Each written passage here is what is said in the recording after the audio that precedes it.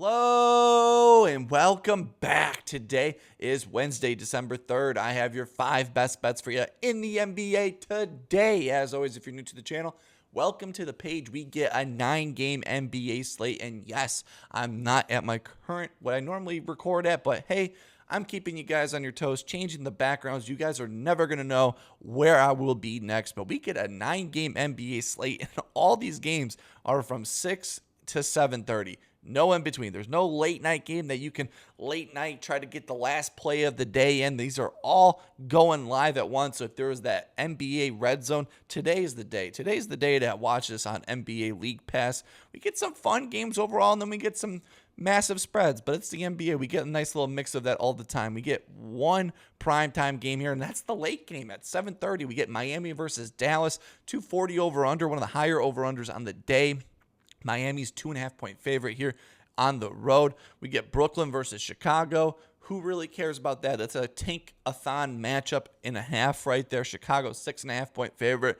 The Bulls have been horrible these last few games. We get Sacramento versus Houston, one of the bigger spreads on the day. Houston, 11.5-point favorite here at home, 233 over-under. It will be interesting to see how Russell Westbrook versus Kevin Durant. It's always fun when those two players go at it. We get Detroit versus Milwaukee. Chef's kiss. That game should be a ton of fun. Cade Cunningham versus Giannis.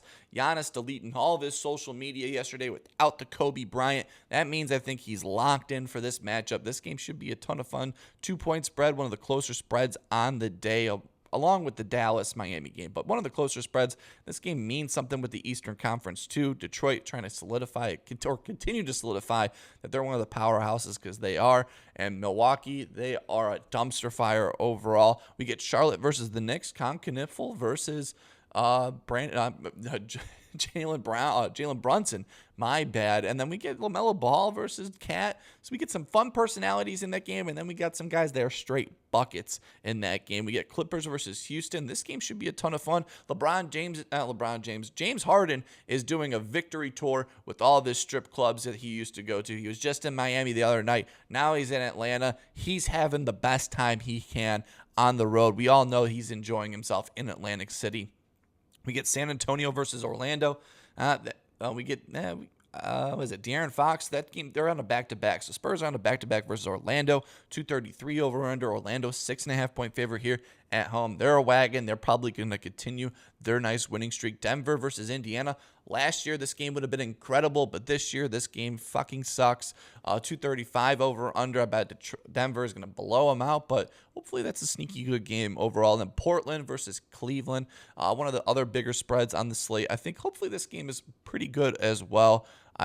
Portland is on a back-to-back in this game versus Cleveland, and Cleveland's had a few days off. They just had a back-to-back of their own, returning home to Cleveland. But we get a 9-game NBA slate going from 6 o'clock to 7:30, and it's a massive day. I got 5 brand new plays here that I absolutely love. And before we jump into today's plays, we got to recap yesterday's action yesterday in the NBA. And I'm going 2-2 in best bets overall. Jalen Brunson and Jalen Williams. I know I normally complain. I keep getting hooked. Oh my God. But nah, those two were not even close. Jalen Williams was like 2 away, rebounds, assists shy. He started off super slow overall. And then, hey, I'm not gonna lie. I fell asleep pretty early last night, so I did not see the rest of the game in that one. And then Jalen Brunson, he just didn't look himself. He was an assist game the whole time. If you took him assists, he did very well, but the points were not there in that one. Hey, hand up, those 2 reads were bad reads, but Scotty Barnes and De'Aaron Fox, those 2 were pretty good reads overall. Scotty Barnes took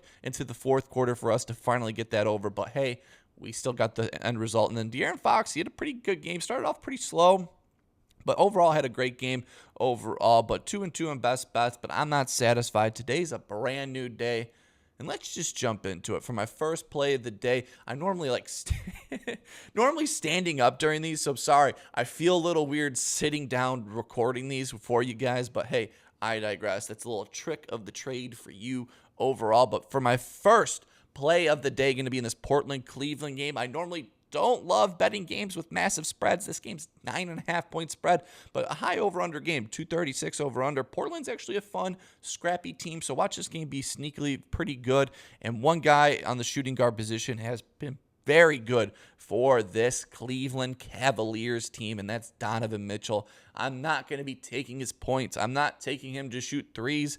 We need Donovan Mitchell to be a passing player in this game. So give me Donovan Mitchell to go over 4.5 assists, come to -117. On DraftKings, Portland allows the 5th most assists to the shooting guard position. So he has a great matchup overall. These last 15 games, Portland allows the 5th most assists to the shooting guard position. So all season they've been getting killed. And these last 15 games, they've been letting up assist games to the shooting guard position. And Donovan Mitchell has been reeling and dealing in the passing department. Over 4 for his last 5, averaging 6.2 assists per game. With the last 5 games, him having 6, 8, 3, 8, and 6 assists in his last 5, averaging 11.2 potential assists per game. So we love that. And 4 of those last 5, he's had 10 plus potential assists per game. So we always love for the over-under number with the potential assist to be higher than what the over-under number is. So we need 5. He's averaging 11, so we like the potential assist. Maybe find the wow. Words are hard early in the morning. Hopefully, Water finds his level here where he gets 6 assists here, because I have him projected at 6 assists in this game. He's gotten this over 1 for his last 2 against this Trailblazers team. With the last 2, he's had 4 and 6 assists in his last 2 games against the Trailblazers, with 9 and 8 potential assists in both of those games overall. But why we love this so much is he's an 82% hit rate at home this season, averaging 5.6 assists per game. Granted, on the season, he has an 80% hit rate, so a 2% higher chance at home than he is on the road. But hey, I'll take an 82% chance at home versus 80% chance overall on the season. Even with Darius Garland playing in this game, I love it even more. The percentage goes up even higher. With Garland in the lineup, he goes to 86% hit rate on the season, averaging 6.1 assists per game. So if Garland does play, I'm not worried. And if he doesn't play, he becomes even more of a primary ball handler. But Trailblazers, they struggle with defending the 3 and spot up shooters for their other positions. So I think Donovan Mitchell has a great opportunity to drive in that paint, kick it out to even Darius Garland, and he could bang out a few threes. Shooting guards versus Portland have had some massive assist games. All 3 Oklahoma City Thunders in the most recent game all hit their overs. A.J. Mitchell, Wiggins, and Cason Wallace, and Alex Caruso all hit their overs. Kobe White just had 7 assists for some. Desmond Bane just had 7 assists for him. And heck, even if you look prior, Bronny James even got his assist over versus his Portland Trailblazers team. Again, I've projected at 6 plus assists in this game. 4 for his last 5, averaging 6.2 assists per game. Portland allowing the 5th most assists to the shooting guard position. I think this is all systems go. High over/under game. So give me Donovan Mitchell to go over 4.5 assists, come to -117. On DraftKings, jumping to my second play of the day in this Detroit-Milwaukee Bucks game. Close spread overall, and as you probably saw in the opener, I'm leaning towards Giannis Antetokounmpo in this matchup. And hey, I don't butcher his name. It's one of the few names in this league that I have learned how to pronounce his name. It took forever to figure out how to pronounce his name, but hey, it's fun to say. But give me Giannis Antetokounmpo at home to go over 29.5 points, come to -118.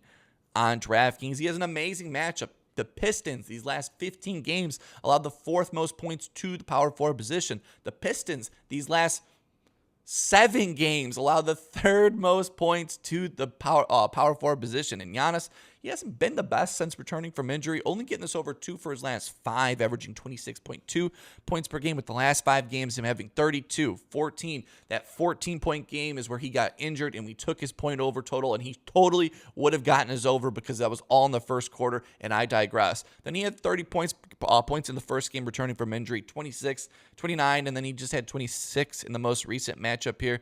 And he loves playing the Pistons. Nothing better than curing your shooting woes in a positive matchup and playing a team that you have great history of getting the over. 4 for his last 5 against this Pistons team, averaging 36.2 points per game. With the last 5 games against the Pistons, he's had 31, 59, 28, and 32 in the most recent matchup against them overall.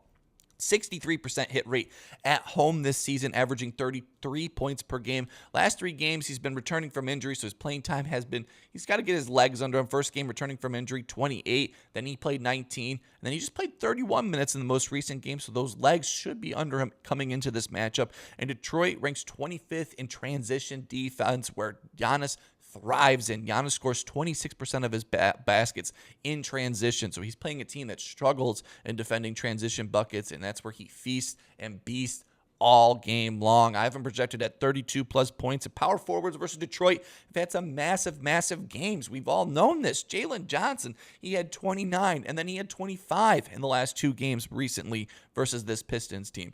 Andrew Wiggins had 31-plus points, and then Pascal Siakam, we took his over against this Pistons because it was a great matchup. He had 24 and 29 versus this Pistons team. Detroit allowing the 4th most points to the power forward position in these last 15 games. Giannis 4 for his last 5 against this Detroit team. I think he gets back on track here today. He gives us another 30 bombs. So give me Giannis Antetokounmpo to go over 29.5 points, come to minus 118 on DraftKings. Jumping to my third play in this Nets Chicago game. I will probably be one of the few people in this world watching this game because you know me. I love the Chicago Bulls. They're my favorite team, and I can't quit them, even though they quit on me every single time. 235 over under. Chicago at home, coming back from their long road stint. They played the last 4 games on the road, and nothing cures like your shooting woes and your overall woes overall than returning home. And I think this is a great game for Josh Giddey to get back on track. He maybe even flirt with the triple-double action in this game, but I'm taking a plus money play. So give me Josh Giddey, the Giddler, to go. You thought it was going to be an over. Josh Giddey to get 10-plus assists, coming at plus 106 on DraftKings. The Nets allow the 5th most assists to the point guard position. The Nets, the last 15 games, allowed the 9th most assists to the point guard position. And then the Nets, these last 7 games, allowed the 8th most assists to the point guard position. And he has a great matchup here. He's only gotten this over 1 for his last 5. He's been struggling. The last 4 games, like I said, all have been on the road. He's had 11, 6, 9, 7, and then 6 assists in the most recent game. But why I do like this, even with him going under these last 4 games, he's averaging 17 potential assists per game. So he has a high opportunity to blow this number out of the number. So 17 potential assists averaging per game in his last 5, and he's gone 4 straight unders. I think he's due for a massive assist game here. And nothing cures shooting woes like you're being at home. 57% hit rate at home this season, averaging 9.9 assists per game with 15 potential assists per game at home this season. My bad. 16 potential assists per game at home this season. Last 2 games, he's only gotten this over 1 for his last 2 against this Nets team, but the first game earlier on, he played them, he had 8 when he was on the Bulls. That was still with Zach LaVine. He wasn't this wagon of the engine of the team that he was. And then he had his first triple-double against this Brooklyn Nets team last year as a Chicago Bull, where he had 11 assists in that game. So I think he 8 assists and 11 assists in his last 2 games as a Bull versus this Brooklyn Nets team. I think he can easily get to 10-plus assists. Another reason why I love this so much is Brooklyn ranks 30th in spot-up shooting. So when Josh Giddey gets that high pick-and-roll action, the Chicago Bulls shooters actually have a great matchup in spot-up shooting. So he has an opportunity to drive in the paint, just like Donovan Mitchell, and kick it out to the corners. And hopefully these guys actually connect at 3 because role players, we all know, shoot better at home than they do on the road. I have him projected at 11 assists in this game here. Little Melo Ball just dropped 14 assists last night against them. Jamal Shed had 9. Suggs had 6. Cade had 10. Reed Shepherd and Amen Thompson both had 8 assists versus this Brooklyn Nets team. I think Brooklyn, they're around the 5th most assists to the point guard position. Josh Giddey, he's gone under 4 straight games. I think today he gets back on track. So give me Josh Giddey, the Giddler, to get 10-plus assists, coming at plus 106 on DraftKings. Jumping to my 4th play in this Charlotte-New York Knicks matchup here. 239 over under. Knicks 12.5 point favorite here. And if you saw the graphic, I'm leaning towards Kon Knuppel. No Brandon Miller in this game. On the road, it's all systems go for Kon Knuppel, the rookie of the year. So give me Kon Knuppel to go over 18.5 points, coming to minus 121 on DraftKings. The New York Knicks, with Brandon Miller being out in this lineup, Kon Knuppel gets moved to the small forward position, and the New York Knicks allowed the 4th most points and the 4th most threes to the small forward position. These last 15 games, they allowed the 5th most threes and the 5th most points to the small forward position. In these last 7 games, they allowed the 5th most points to the small forward position. And Kon Knuppel, he's not been the best overall. Only over 2 for his last 5, averaging 16.8 points per game, with the last 5 games him having 28, 6, 12, 20, And his most recent game was pretty recently against this New York Knicks team. He only had 6 points in that game. He shot 2 for 12 from the field. I think he cures his shooting woes in this matchup here because there's no Brandon Miller. The most recent game against the Knicks, Brandon Miller was in that lineup where he had 6 points. Without Brandon Miller in the lineup this season, he has a 67% hit rate, averaging 19.7 points per game without Brandon Miller in the lineup. Over 4 for his last 5 games without Brandon Miller in the game, having 8, 24, 28, 28, and 19. In 18 points in his last 4 games, so only over 3 for his last 5. Unless I wrote that number wrong, but I digress. Overall, on the road this season, he's even better on the road than he is at home.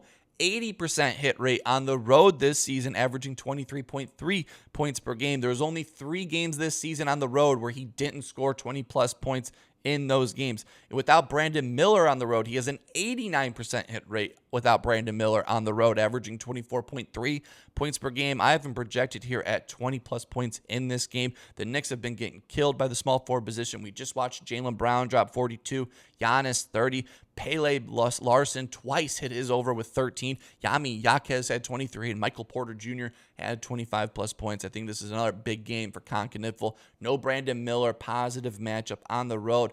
Love this for Kon Knuppel. So go give me Kon Knuppel to go over 18.5 points, coming to -121 on DraftKings. And jump into my 5th and final play of the day in the NBA TV. Always try to have a primetime game when it's on TV. And we've been taking this guy's over since the first game he played, returning from injury. And in his first game he played against his return from injury, he played this Dallas Mavericks team, and that's Tyler Herro. So give me Tyler Herro to go over 21.5 points, coming to -114 on FanDuel. This over-under has jumped as well. I think it opened at 234. Now it's near 240s overall, so a high-pace scoring game. Love this for Tyler Herro, where he's gone over 4 for his last 4 games, averaging 24.8 points per game. We're going to continue to get 21. I will continue to play this 21.5 points per game.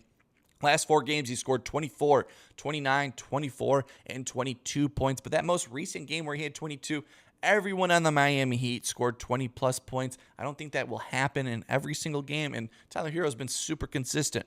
He's gotten this over 2 for his last 2 versus the Mavs, averaging 32 points per game. He had a 40 ball versus them last year, and then this year, for the first game returning from injury, had 24-plus points in that game. It's the first road game for Tyler Herro on the season, and Tyler Herro was a better road player than he is at home. We always love our ultimate road warriors, and he is one of them. 70% hit rate on the road last season, averaging 25.1 points per game, averaging 30 minutes played returning from injury, so we love that. He's playing normal minutes, where last season when he played 29 minutes played per game, he got the over 64% of the time. We love that. Averaging 15 field goal attempts per game. He is this team's primary shooter, taking the most shots on this team, averaging 15 field goal attempts per game. And last season, when he took 15-plus shots in a game, he got the over 76% of the time. We love that. For last game he played against Dallas, he had 24-plus points in that game. And Dallas is very good on defense versus the shooting guard position, but recently they've had some massive games given up to the small shooting guard position. Josh Hart just had 16, KCP 10, Cam Spencer 17, Tyler Herro 24, Austin Reeves 38, and Tim Hardaway had 13. I have him projected at 24-plus points here. I think Tyler Herro continues to be a wagon for us here early on. I need a Herro, and we're leaning on Tyler in this high over-under game on the road. So give me Tyler Herro to make it 5 for his last 5 to go over 21.5 points. And those are my 5 best bets for you in the NBA today. As always, let me know down below what's your best bet in the NBA. I'd love to tell you guys in the comments section. Hopefully you guys are having a wonderful Wednesday.